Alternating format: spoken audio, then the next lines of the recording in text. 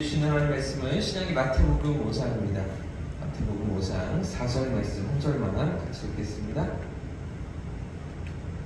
마태복음 5장 4절입니다. 함께 한 목소리로 읽겠습니다. 시작. 애통하는 자는 복이 있나니 그들이 위로를 받을 것이며. 아멘. 할렐루야. 오늘도 하나님의 은혜가 우리의 삶을 붙드실 줄 믿습니다. 어제 우리는 산상수훈 첫 번째 말씀을 통해서 심령의 가난함이 무엇인가 이렇게 살펴보셨죠? 그저 물질적인 가난함, 재정적인 궁핍함 이런 것들이 아니라 우리 심령의 가난함은 무엇인가 이렇게 우리가 말씀 속에서 확인해 보았습니다. 그 심령의 가난함이 무엇이었습니까? 하나님을 전적으로 신뢰하는 것이었죠.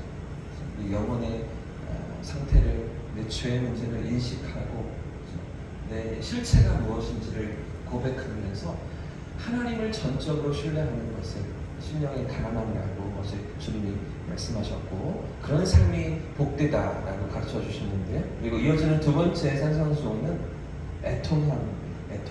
오늘 4절 말씀 한 번 더 읽어보겠습니다. 시작.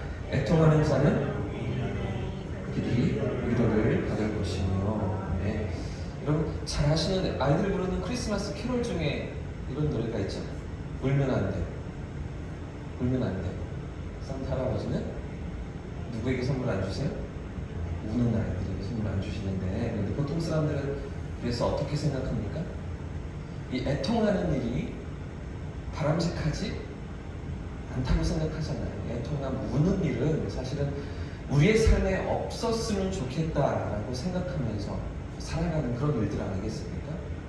그런데 왜 주님은 애통함이, 우는 일이 복되다라고 말씀하시는 것일까요?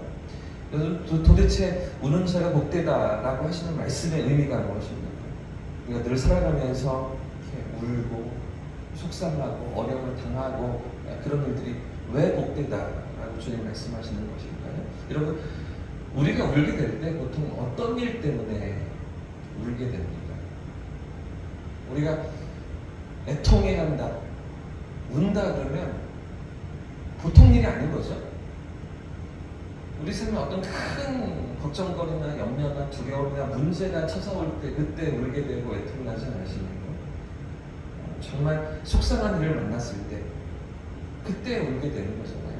또는 정말 공을 많이 들였는데, 정말 애쓰고 노력을 많이 기울였는데, 그런데 한순간에 그것들이 사라질 때, 물거품처럼 사라지고 말 때, 그때 애통해야지 않겠습니까? 그런데도 왜 주님은 애통하고 우는 일이 복되다고 말씀하시는 것일까? 어떻게 애통하는 것과 복됨이 같을 수가 있는 것입니까? 바꿔 말하면 어떤 사람이 막 슬퍼하고 속상해하고 울고 있는데 그 사람 보고 행복하다고, 이 사람 행복한 사람이야, 이 말이 안 되는 거잖아요.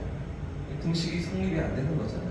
보통 우리는 생각하기를 우리가 애통해야 할 때 주님이 위로해 주시기 때문에 그래서 복되다라고 보통 우리가 생각하는 것 같습니다. 하지만 이건 사실은 저는 억지인 것 같아요. 이런 병 주고 약 주고가 어디 있습니까? 처음부터 울 일을 주시지는 말지 울게 만들어 놓으시고 위로해 주시면서 그게 복되다? 저는 좀 이게 말이 안 맞는다고 생각을 하거든요. 그럼 복된 것, 애통하기 때문에 복된 것은 무엇입니까? 지금 주님이 말씀하시는 이 애통함은 무엇이기 때문에 이것이 복된 삶으로 연결될 수 있는 것입니다. 우리는 생각하기를 우리 삶에 있는 어떤 문제나 어떤 발생하는 눈물로 애통함을 생각하지만 사실 그런 게 아닌 거죠. 우리 삶에 어떤 결핍이나 힘듦으로 인해 일어나는 그런 애통함이 아닌 겁니다. 조금 다른 차원의 애통함이 있는데요. 여러분, 이 애통함은 어제 우리가 살펴본 심령의 가난함과 연결되어 있습니다. 똑같은 그 문제를 가지고서 심령의 가난함을 느끼는 것과 함께 또 이 애통함이 연결되는 부분인데요. 내가 누구인지를 알고 내가 어떤 죄인인지를 깨닫고 나는 아무것도 할 수 없는 것 같은 존재, 아무런 희망도 없는 절망 가운데 있는 그런 존재, 가난한 존재, 심령의 가난한 존재, 내가 그렇다는 것을 알기 때문에 그 속에서 일어나는 애통함을 주님 말씀하시는 것입니다.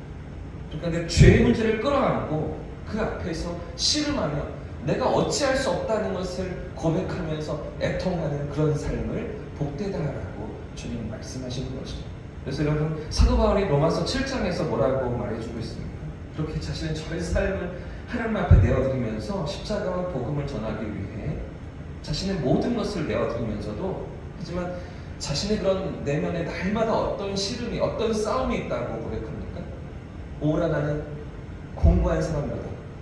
이 사망의 몸에서 누가 나를 건져내냐, 이렇게 탄식하고 고백하는 것이죠. 이런 사도 바울과 같은 자신의 비참한 상태와 처절한 절망 속에 있음을 직시하면서 그때 터져나오는 탄식을, 그런 애통을, 그런 우는 모습을 주님 복되다고 말씀하시는 것입니다. 여러분, 그렇기 때문에 지금 4절에서 맞춰주시는 주님 말씀하시는 애통이 무엇입니까? 우리 자신의 죄인됨을 깨닫는 것입니다. 이 죄의 문제를 내가 어찌할 수가 없어서, 나의 어떤 노력으로도 도저히 해결할 수가 없어서 이 죄의 문제를 끌어안고 괴로워하면서 아파하는 심령, 그런 심령을 애통한다, 주님 말씀하시는 것이죠. 사랑하는 여러분, 어제도 제가 말씀드렸지만 우리에게 구원이 어떻게 찾아옵니까? 그 구원의 기쁨과 놀라운 감격이 어디로부터 시작되는 것입니까? 내가 내 삶을 잘 꾸려가고 있고, 내 의지로 어떻게든 내 문제를 해결할 수 있고, 내가 내 삶을 건사할 수 있다고 생각하는 사람은 그 구원의 감격을 고백할 수가 없는 것이죠. 이 놀라운 감격이 밀려오지 않는 것입니다. 내 힘으로 도저히 할 수 없는 것, 나는 아무런 희망이 없다고 고백할 때, 그때 구원의 빛으로 찾아와 주시고 나에게 모든 은혜를 베푸시는 그 하나님의 사랑을 경험할 때, 그 구원의 감격과 기쁨이 우리의 삶에서 흘러넘치는 것 아니겠습니까? 우리가 죄인됨을 인정하는 것, 그것으로부터 하나님의 구원이 임하고 은혜가 임하는 것이죠.